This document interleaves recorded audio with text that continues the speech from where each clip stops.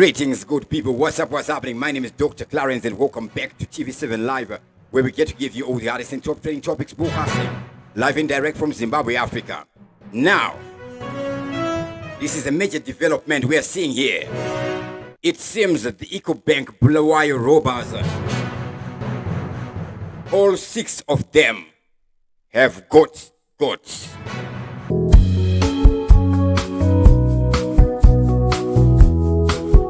Now, what has just happened? Enough respect to everybody who is watching us live right up now. To those watching us live, can you confirm if you can hear me loud and clearly? Enough respect to Tafadzwa Chigwiko there watching us live. Enough respect to those watching us live. You can write your comments in the top chat or in the super chat that I can get CNN so I can give you my shout out. Enough respect there. Big up to Kelvin Mishi. As you say. Yay. You know, comment so. Anyways, I know your name. Yay. May God find you grace and so you can find yourself at least first. Anyways, what is happening out there?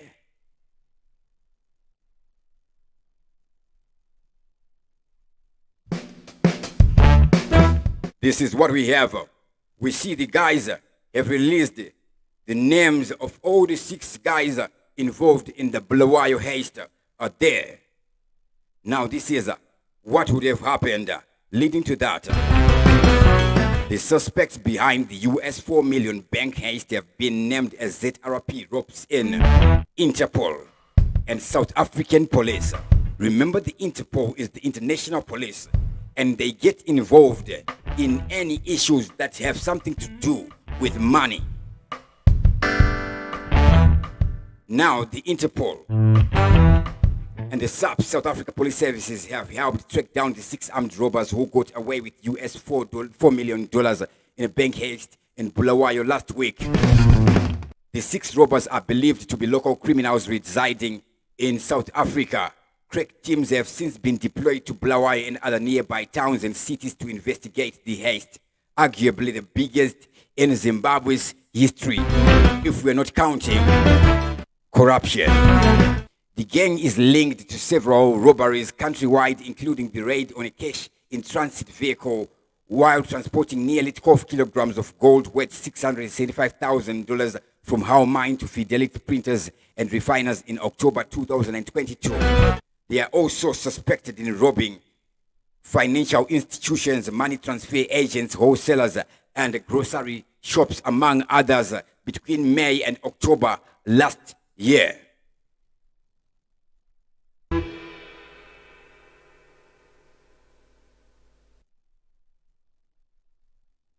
Now, in Bulawayo alone, the gang reportedly would get away with US $858,000 and 508,000 rands in 5 raids within 4 months.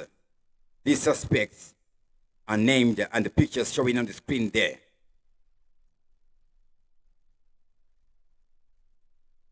There is one called Elijah Vumbunu. Then there is this Elijah Vumbunu has a name to go or in alias. The alias is Mupositori. And then we have David Sawajge. There is David Sawajge there showing on the screen there. And then there is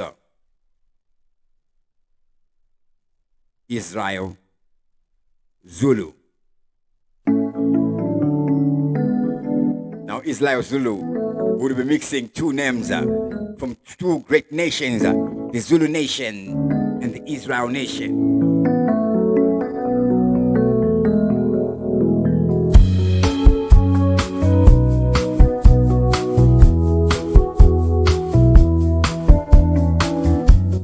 That would be Israel Zulu. They are wearing a Tupac shirt.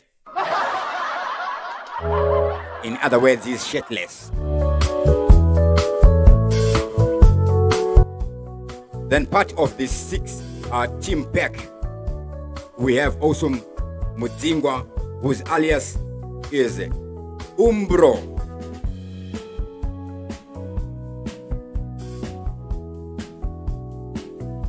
Kudakwashe Mdzingwa, aka Umbro.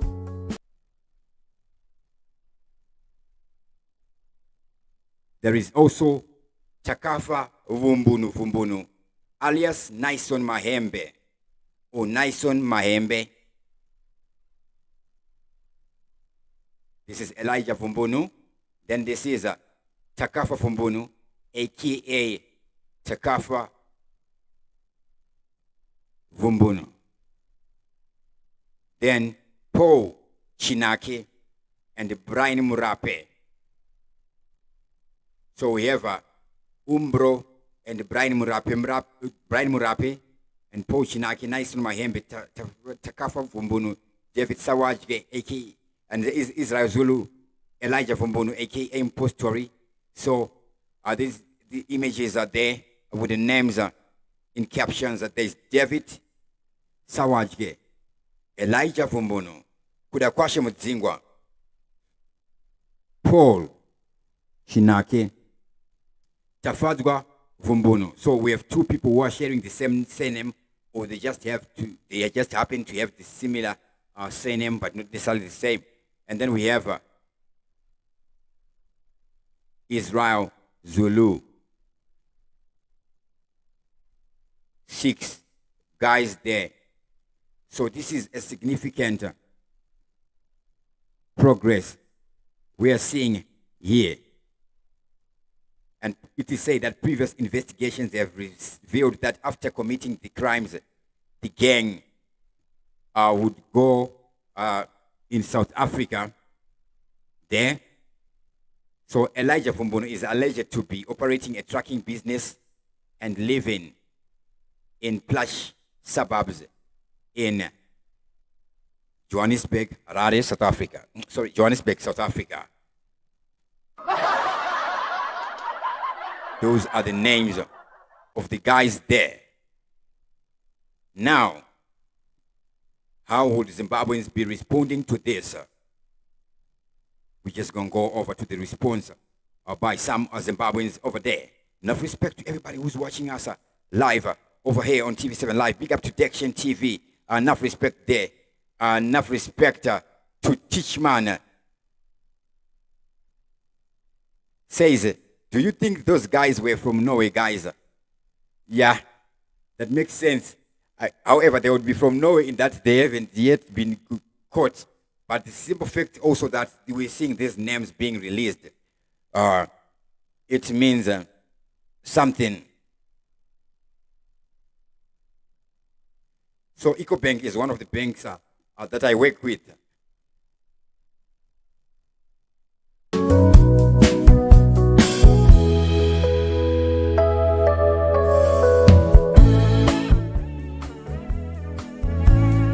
So this is a very, very a good progress we are witnessing here. We saw the joining of forces. The Zimbabwe Republic Police. And they managed to have enough humility to be able to romp in the guys we have. Remember, the Interpol even have offices here in Zimbabwe. And the South African police services. We have seen various cooperations between the Zimbabwe police and the South Africa police. Remember, Zimbabwe and South Africa, we are one people. Besides the fact that we see some xenophobic tendencies here and there, which would have been fueled by other jealous Zimbabweans who will be selling out other Zimbabweans to gaslight a mob mentality.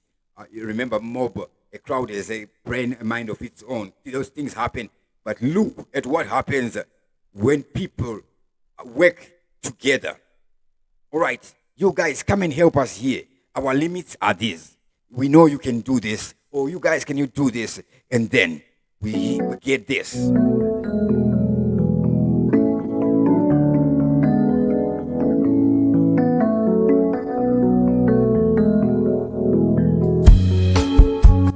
Now for the reactions by some of the Zimbabweans there. What do we get here? Some would be responding like this.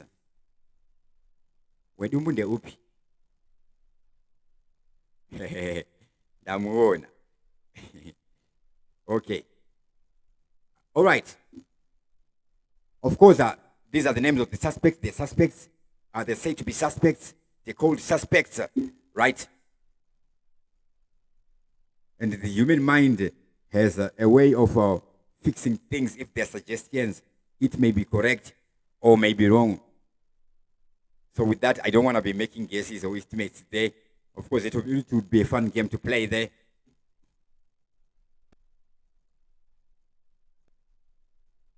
Seven. It is seven names. Is it seven? I didn't necessarily count, but yes, it sounded like these names were more than six. We're just gonna go through over them again, once again. Enough respect to everybody who's watching us live, right? When those watching us live, you can write a comment in the top chat or in the super chat that I can get see a name so I can give him a shout out. Enough respect there, and let me say big up, big up, big up, big up. Yeah. So we are seeing that these guys also had been involved in another case in the year 2023, and we're seeing a Zimbabwe Republic Police report there dated 18 October, the year will be 2023. Today is the 10th of October, 2024, almost exactly a year going backward. Now this one would read, Zimbabwe Republic Police confirms a shooting incident involving two armed robbery suspects. There will be Israel Zulu, age 50, and David Dawusi Takawira, age 43, which would occur on 17 November 2023 at Manyame River, Southly Park, Harare. The shooting incident follows the arrest of suspects in Mutare on 16 October 2023. All right. The suspects revealed to detective from CID Homicide Harare that they hid firearms in a bush area near Manyame, Southly Park. Upon arrival at the scene, the suspects tried to escape while taking advantage of the current weather situation, leading to the shortcut. Subsequently, the suspects were shot by the detective and were taken to Salem Mugabe Hospital, where they died upon admission. And we are seeing these names. Now this is now confusing and disturbing. It should remain there. It's interesting. The suspects and their accomplices are linked to 10 armed robbery cases that occurred between 2019 and 2022 in Harare and Jesus. And Bulawayo, including a case of robbery which occurred between 13 November 2019 at business premises, College Road, Mount Pleasant, Harare, where a security guard attacked before 362,000 and 28,539 is stolen. The Zimbabwe Republic Police has made it clear that those who commit crime will be arrested. Police crack teams are on full alert and will deal decisively with elements linked to robbery cases. Now this is tricky. This is tricky. This is the Herald Zimbabwe. And we are seeing this. 7 armed robberies, 7 armed robbers wanted for high profile cases. We see the same 6 images, right? Same images, the 7 names. Here, let's just say they wanted then. When is this dated? That will be July, before the police report. Right? So that will be the year 2023. So what does this mean? Here. This is dated 10 October 2024.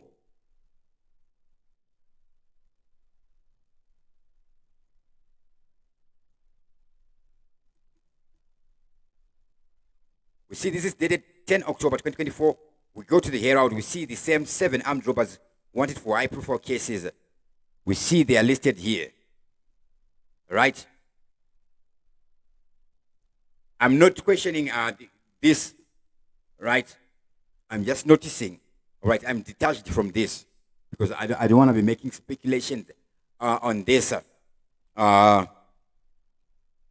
especially on a case like this, on a real life cases. I don't want to be speaking things into being.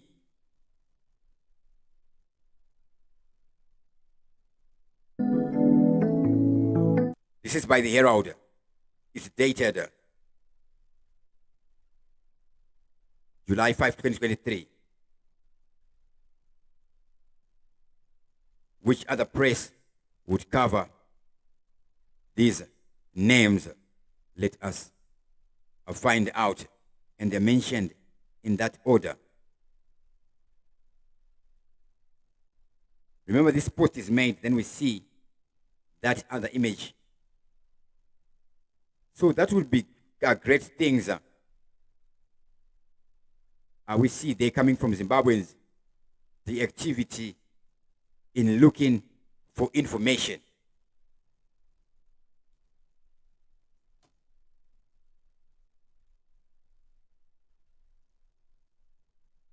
So we can't really. Now this is from 6 hours ago. If the guys were once wanted, it doesn't mean they're not wanted now, right? But we see a report from the therapy citing that these guys were dead. Okay, maybe the names, okay, but it's the same images emerging back again, right? Obviously something happened or something didn't happen. Now we see this, the Chronicle of Zimbabwe again. 6 hours ago, alias post story. It's the same names, right? All right, I'm referring to the newspapers that would be under Zimbabwe Media Commission. Then we have this one by the Sunday News, suspects named. Some of the newspapers, I don't know how they work or how they do it. Of course, most of these I know the guys, but I don't know how they work. So here we see by the Chronicles, some papers, Chronicles, suspect behind the 4 million heist have been named. So it is what it is. The question that would remain is, what is it? So we are seeing this one coming out here. So we would expect the Zimbabwe Republic Police to post a statement on this.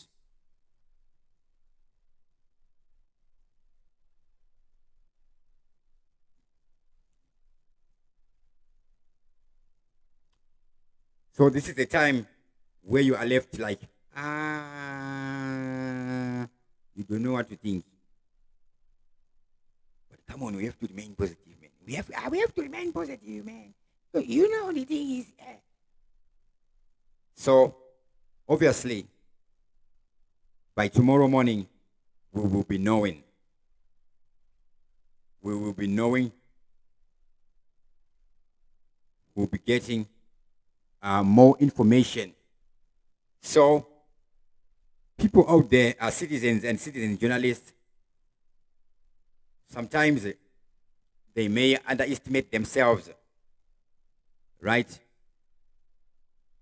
Let's say if you're doing something and if you are so good at it that you are the best at it, how would you know that you are the best at it? You would know because you'll be knowing your vision, your inspirations, and the path you are taking. The only time you may have doubt is when Lucifer comes to plant the seeds of doubt, and if you happen to believe in Lucifer, then you may have doubt because that is what the devil does, right? But just that gathering of information happening so quickly,